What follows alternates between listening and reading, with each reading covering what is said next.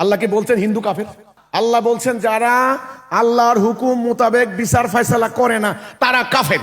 লম্বা দাড়িওয়ালা কি কাফের হইতে পারে না? মাদ্রাসার মুফতি মহোদয় কি কাফের হইতে পারে না? না, আপনারা সংজ্ঞা দিচ্ছেন হিন্দু কাফের।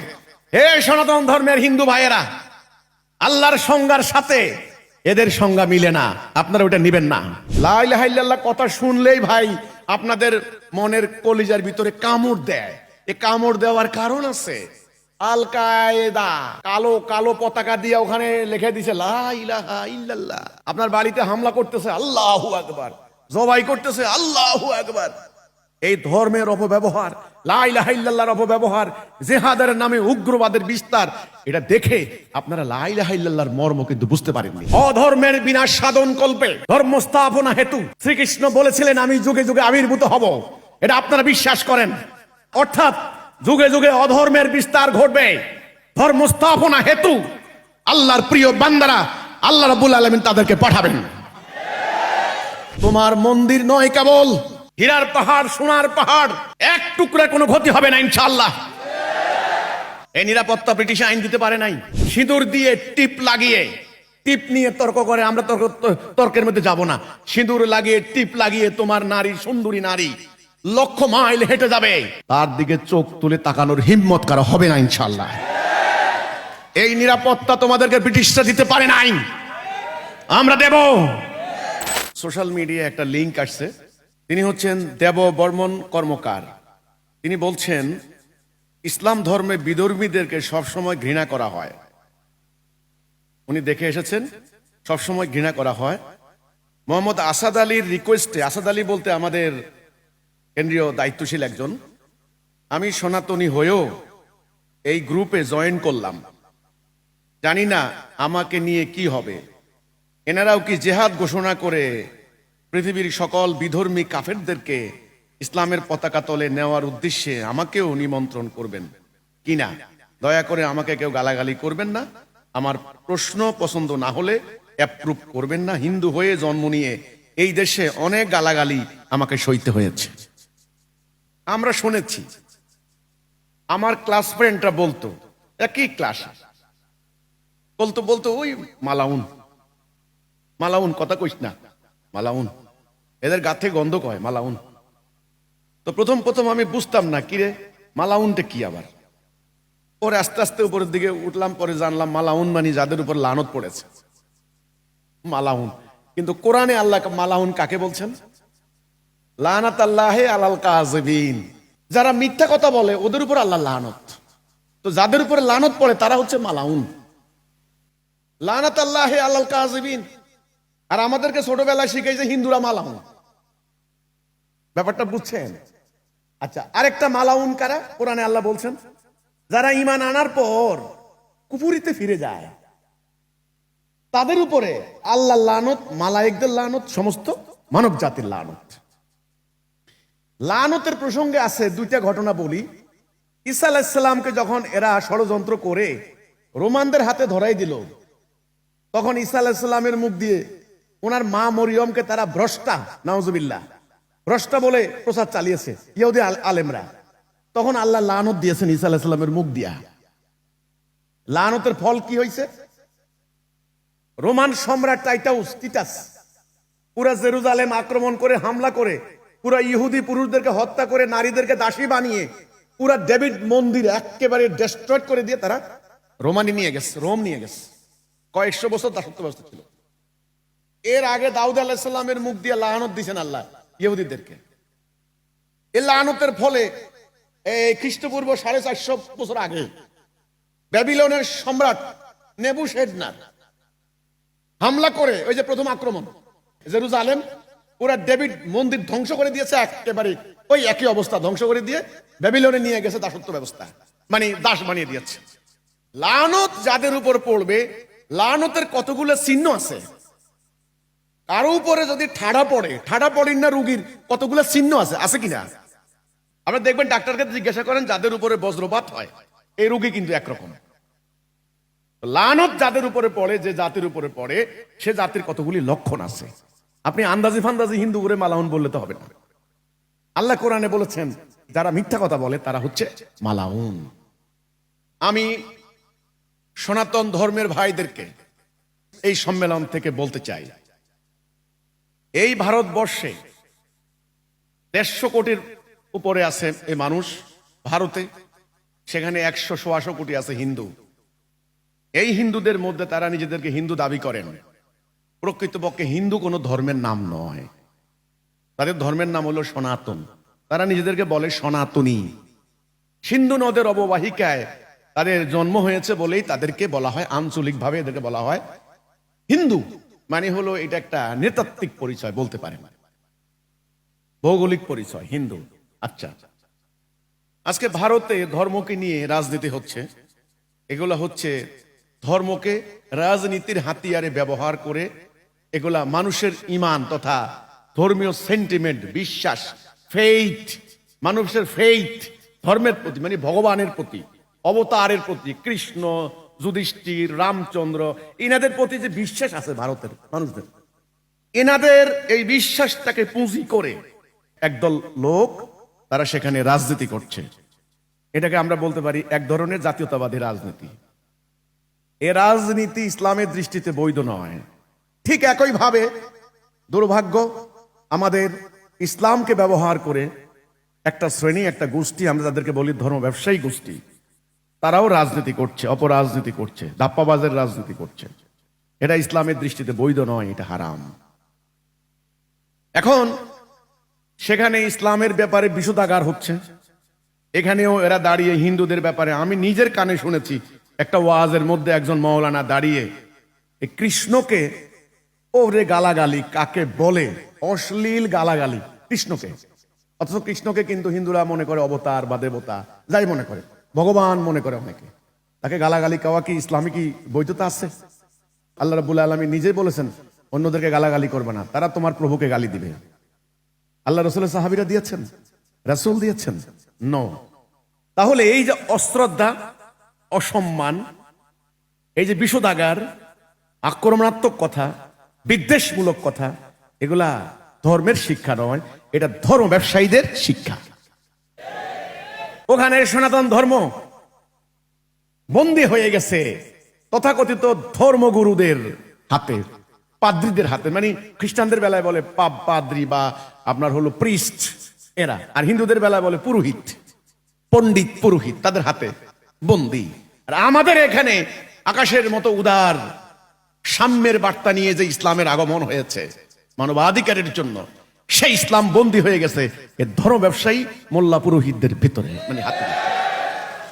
এই এখন এবার আসেন সনাতন ভাইয়েরা, আমি আপনাদেরকে বলতে চাই, আপনারা শান্তি চান, আমরাও শান্তি চাই।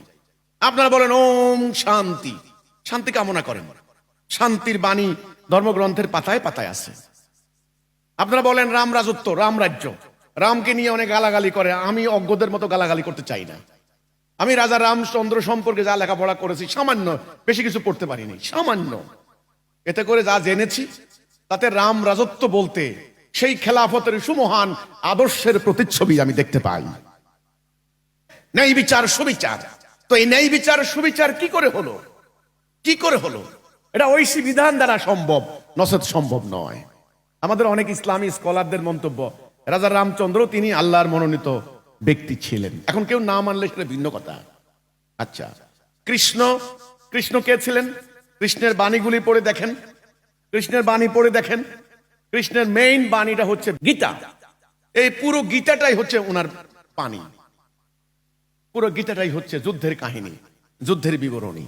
তিনি যুদ্ধে উদ্বুদ্ধ করছেন যুধিষ্ঠিরকে, অর্জুনকে, এই ভীমকে, যে যুদ্ধ করো, যুদ্ধ করো। ওরা বলছে আমরা যুদ্ধ করব না, আমরা যুদ্ধ করতে চাই না, আমাদের আত্মীয় স্বজন মারা যাবে, আমাদের ফ্যামিলির লোক মারা যাবে, ভাইয়েরা মারা যাবে আমাদের হাতে।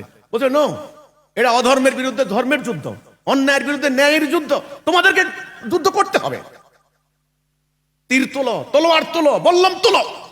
উনি উদ্দীপ্ত করেছেন, উদ্দীপনা দিয়েছেন। কোরআনে আল্লাহ কি বলেছেন? একই কথা, ইয়া আইয়ুহান নবী হাররিদিল মুমিনিনা আলাল কিতাল, হে নবী কিতালে, যুদ্ধে উদ্বুদ্ধ করেন। আমার নবী যদি যুদ্ধে উদ্বুদ্ধ করা ওনার অন্যায় হয়, আপনাদের মহামতি কৃষ্ণ, ওনারটা কি ন্যায় হবে? আমি কৃষ্ণকে অশ্রদ্ধা করছি না। আপনারা যারা কৃষ্ণ ভক্ত, আপনারা একচেটিয়া অনেকে মোহাম্মদকে গালাগালি শুরু করে দেন। আমার নবী তো আমাকে গালাগালি শেখায় নাই। আমি আবার বলছি, ধর্ম ব্যবসায়ী, উগ্র, সংকীর্ণ মনা, ধর্ম সম্পর্কে অজ্ঞ, একেবারে কনফাইন্ড মাইন্ডের, এদের আচরণ দেখে আপনি তো ধর্মকে বিচার করতে পারবেন না। এবার আসেন সনাতন ধর্মের ভাইয়েরা, আসলে আল্লাহ যুগে যুগে যে ধর্মটা পাঠিয়েছেন ওটার নাম ইসলাম। ইসলাম ব্যতীত আল্লাহ আসলে কোনো ধর্ম পাঠান নাই। ইন্নাদ-দীনা ইনদাল্লাহিল ইসলাম, আল্লাহর নিকট একমাত্র গ্রহণযোগ্য দিন কি? ইসলাম। বাবা আদম আলাইহিস সালাম থেকে শুরু করে মহামানবদেরকে পাঠিয়েছেন। ভারতবর্ষেও এসেছে মহামানব, মধ্যপ্রাচ্যেও এসেছে, তারপরে চীন দেশেও এসেছে। বিশ্বের এমন কোন জনপদ নাই আল্লাহ কোরআনে বলছেন আমি আমার রাসূল পাঠাই নাই। আল্লাহ কোরআনে বলেছেন তাদের কারো নাম আমি তোমাদেরকে জানিয়েছি, হে রাসূল, কারো নাম আপনাকে জানিয়েছি, কারো নাম জানাই নাই। 28-29 জন নবীর নাম আছে, কিন্তু লক্ষ লক্ষ নবী রাসূল কোথায় গেছেন? আছে না বিভিন্ন জনপদে? কালের গর্ভে হারিয়ে গেছে ওনাদের অনেকেরই শিক্ষা, ওনাদের নাম পর্যন্ত বিকৃত হয়ে গেছে। কিন্তু আল্লাহ এক, আপনারা ঈশ্বর বলেন, ভগবান বলেন, আমরা বলি আল্লাহ সুবহানাহু ওয়া তাআলা আমাদের সৃষ্টিকর্তা। আপনারা বিশ্বাস করেন, আমরাও বিশ্বাস করি। আপনারা বলেন পরকালে ভালো কাজ করলে স্বর্গে যাবেন, আমরাও বিশ্বাস করি পরকালে আমরা আমলের সালে করলে আমরা জান্নাত যাব। তাহলে জান্নাত জাহান্নাম আপনারাও বিশ্বাস করেন। তাহলে এখন আপনাদের আমাদের মধ্যে সমস্যা কোথায়? আপনারা মনে করেন যে মুসলমানরা আমাদের হিন্দুদেরকে কাফের মনে করেন। নো, যারা আপনাদেরকে একচেটিয়া কাফের আখ্যা দিচ্ছে তারা ভুল করছে। কোরআন কি বলছে? কোরআন বলছে যারা আল্লাহর আইন বিধান মোতাবেক, আল্লাহর হুকুম মোতাবেক বিচার ফয়সালা করে না তারা কাফের। আল্লাহকে বলছেন হিন্দু কাফের, আল্লাহকে বলছেন খ্রিস্টান কাফের। আল্লাহ বলছেন যারা আল্লাহর হুকুম মোতাবেক বিচার ফয়সালা করে না তারা কাফের। ওমান লাম ইয়াহকুম বিমা আনজালাল্লাহু ফাউলাইকা হুমুল কাফিরুন। কাফের শব্দটার যিনি মিনিং জানেন উনি জানবেন যে কুফর থেকে মানে ঢেকে রাখা, সত্যকে গোপন করা, আড়াল করা, চাপা দিয়ে রাখা, এটার নাম কাফের। তাহলে হাজী সাহেব কি কাফের হইতে পারে না? কাবা তওয়াফ করেনেওয়ালা কি কাফের হইতে পারে না? লম্বা দাড়িওয়ালা কি কাফের হইতে পারে না? মাদ্রাসার মুফতি মহোদয় কি কাফের হইতে পারে না? আল্লাহর হুকুম যিনি অস্বীকার করবেন তিনি কাফের না। আপনারা সংজ্ঞা দিচ্ছেন হিন্দু কাফের। হে সনাতন ধর্মের হিন্দু ভাইয়েরা, আল্লাহর সংজ্ঞার সাথে এদের সংজ্ঞা মিলে না। আপনারা ওটা নিবেন না, আপনারা এটা নিবেন না। আল্লাহ বলেছেন যারা আল্লাহর প্রতি ঈমান আনে, পরকালের প্রতি ঈমান আনে এবং আমলের সালে করে তাদেরকে আল্লাহ জান্নাতের সুসংবাদ দিয়েছেন। আসেন আমলের সালে কাকে বলে? আমল দুই প্রকার। কোরআনের শব্দ আমি বলছি অনেক হিন্দুরা বুঝবেন না হয়তো। আমলের সালে, আমলের সাইয়া। আমলের সালে মানে নেক আমল, সহি আমল, ভালো আমল, খাঁটি আমল। আর আমলের সাইয়া মানে খারাপ আমল। ভালো কথা, সত্যবাদী আর মিথ্যাশ্রয়ী, এই দুইজনের মধ্যে হিন্দুরা কাকে সমর্থন করবেন? সত্যবাদী। ব্যবসা করতে গেলে মাপে কম দিচ্ছে আর সঠিক মাপ দিচ্ছে, এই দুইয়ের মধ্যে হিন্দুরা কাকে পছন্দ করবেন? যারা সঠিক মাপ দিচ্ছে। ভালো কথা, অফিসে সুদ খায় মানে ঘুষ খায় আর ঘুষ খায় না, এই দুইয়ের মধ্যে হিন্দু ভদ্রলোক কারে সমর্থন করবেন? যে ঘুষ খায় না তাকে। আচ্ছা, যে বেটা দুধে ভেজাল দেয় আর যে বেটা দুধে আদা পানি দিয়ে দেয়, কারে পছন্দ করবে? যে দুধে খাঁটি দুধ দেয় তাকে পছন্দ করবে, তাই না? তাহলে মুসলমানরা তো এটা চায়, হিন্দুরাও এটা চায়। তাহলে আমলের সালে আর আমলের সাইয়া কি? শুনে রাখুন সনাতন ভাইয়েরা, যেই আমল, যেই কাজ মানুষের সমাজের মধ্যে অশান্তির সৃষ্টি করে, এটাকে আল্লাহ কোরআনে বলেছেন ফিতনা, ফাসাদ। ফিতনা সৃষ্টি করে, অন্যায়ের সৃষ্টি করে, মানুষে মানুষে বিভাজন বিভক্তির সৃষ্টি করে, অন্যের সম্পদ লুণ্ঠন করতে প্রলুব্ধ করে, অন্যের অধিকার নষ্ট করতে প্রলুব্ধ করে। সেই আমল, সেই কাজ, সেই অ্যাকশন, সেই ফাংশন, এই সব কিছুই হলো আমলের সাইয়া। এগুলি যারা করবে তারাই জাহান্নাম যাবে। তাহলে হিন্দু আর মুসলমানদের চাওয়ার ক্ষেত্রে ডিফারেন্স কোথায় রইল? আপনারাও ভালো খাবার চান, আমরাও চাই। আপনারাও মাপে সঠিক দিক চাক, আমরাও চাই। আপনারাও চান না অর্থনৈতিক অবিচার হোক, আমরাও চাই না। আপনারাও চান না কোর্ট কাছারিতে অবিচার হোক, আমরাও চাই না। না, এই বিচার হোক। এখন আপনাদের মধ্যে আমাদের মধ্যে পার্থক্য কোন জায়গায় রে ভাই? আপনি ধুতি পরেন, আমি লম্বা কুর্তা পরি, আল্লাহ সাক্ষী আমি আপনার মধ্যে এটা নিয়ে কোনো পার্থক্য করি না। আমি এদের মতো এত অন্ধ নই। কারণ আমি জানি এই মুসলমানদের এই ধুতি হলো ভারতবর্ষের পোশাক, ধুতি হলো ভারতবর্ষের পোশাক, এটা কোনো আরবের পোশাক না। ধুতি একসময় মুসলমানরাও পড়তো না।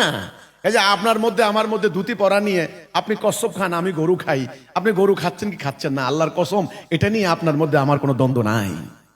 কিন্তু পার্থক্য একটা আছে, আপনি আল্লাহকে বিশ্বাস করেন, ভগবানকে বিশ্বাস করেন, কিন্তু আপনি আইন মানেন মানুষের তথা ব্রিটিশের, ইংরেজদের।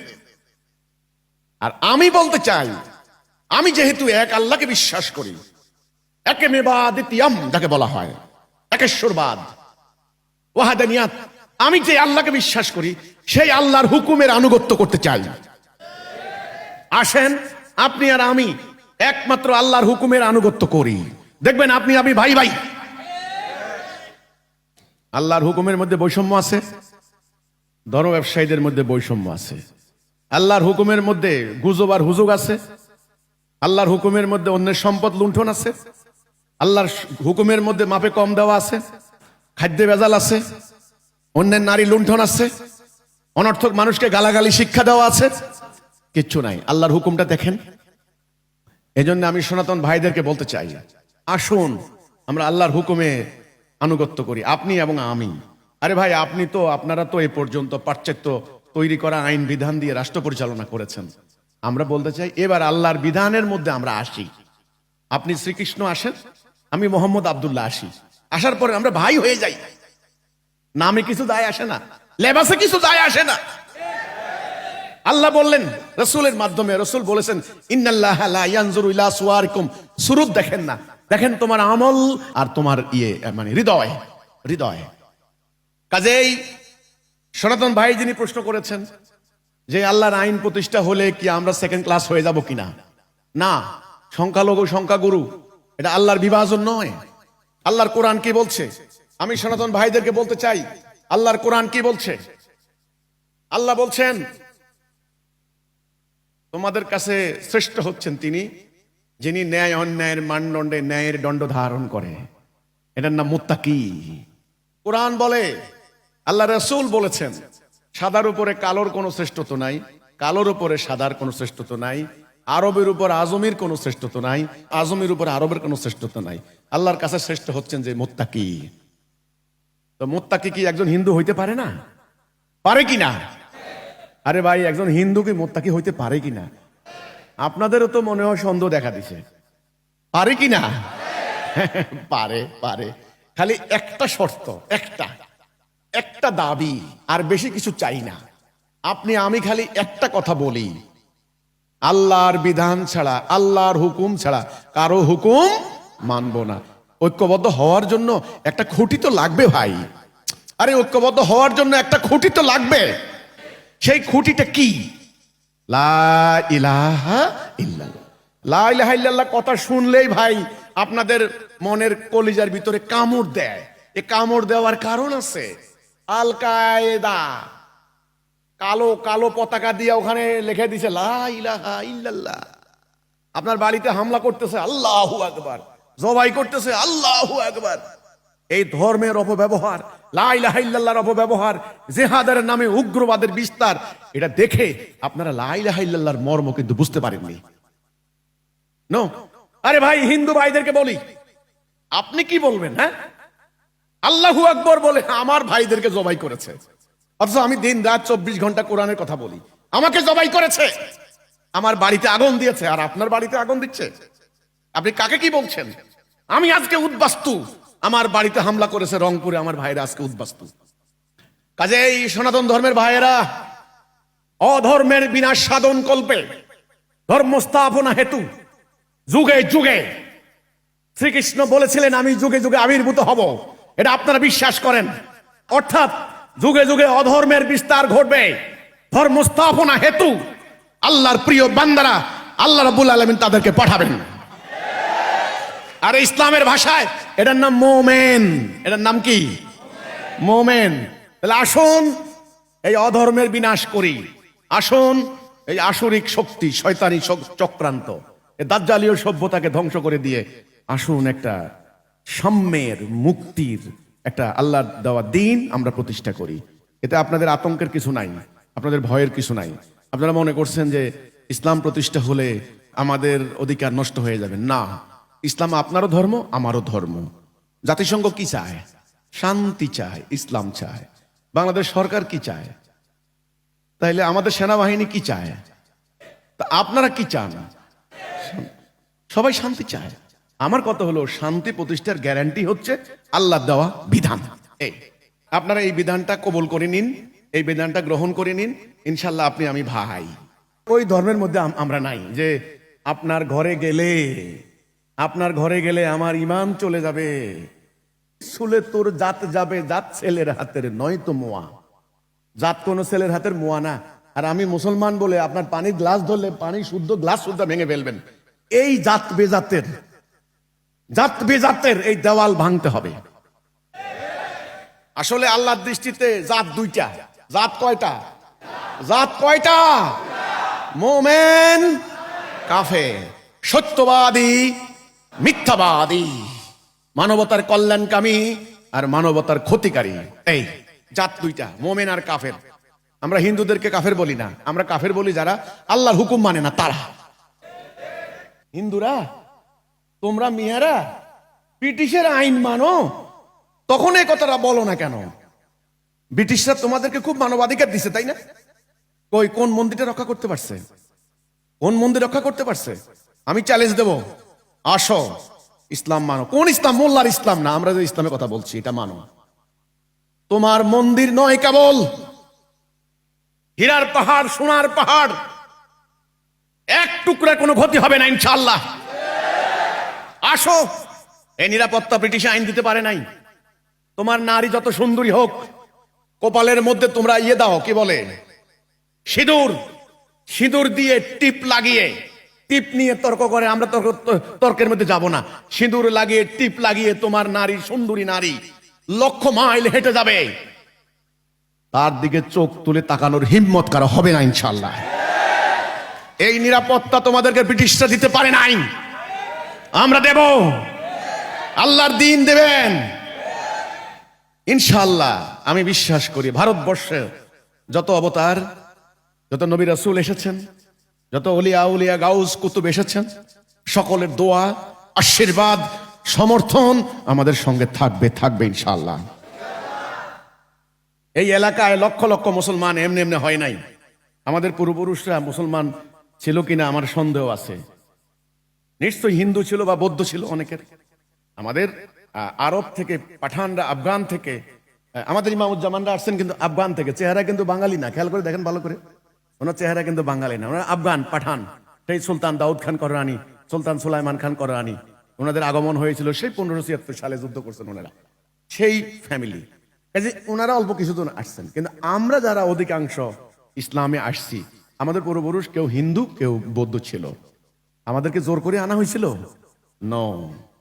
ইসলামের সমহান আদর্শ, নেই বিচার, সুবিচার, স্বেচ্ছায় আমরা ইসলাম কবুল করে নিয়েছি। তো কাজেই ইসলাম সম্পর্কে সম্যক ধারণা না থাকার কারণে এই হিন্দুদের এই আতঙ্ক, এই ভয়,